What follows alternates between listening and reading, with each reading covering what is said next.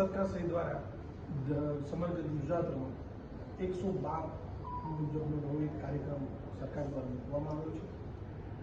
તમામ જે 100 નંબર છે, 108 નંબર છે, ફાયર છે, 181 નંબર છે, જેટલી પણ જે ઓનલાઈન અને ફોન દ્વારા સેવા મેળવવામાં આવતી હતી તે તમામને એક છત્ર નીચે લાવી અને 112નો જનસંપર્ક કાર્યક્રમ નામ આપવામાં આવ્યું છે.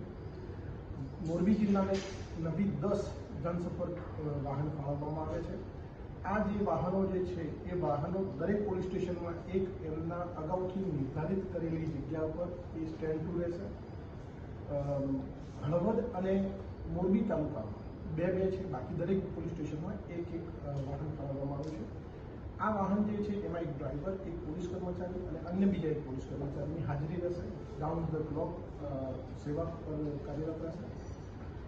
જીઓ ફેન્સિંગ અને જીઓ લોકેશનના આધારે આ જે સેવા છે એ પૂરી પાડવામાં છે. તમે ક્યાંથી પણ ફોન કરશો તો એ તમારી જેવી જરૂરિયાત હશે, પોલીસની જરૂરિયાત હશે, તો એ નજીકની નજીક જે વેન હશે, એ પીસીઆર હશે, તો એને કોલ આવશે અને એ ઓછામાં ઓછા સમયમાં ત્યાં પહોંચી અને ગુજરાતના અને મોરબીના પ્રજાને ખૂબ સારી એવી અને જલ્દી સેવા મળી રહે એ બાબતનો આ સરકારશ્રીનો પ્રયાસ છે.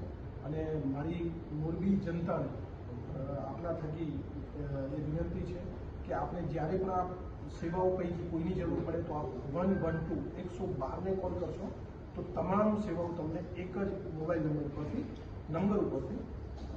મળી જશે.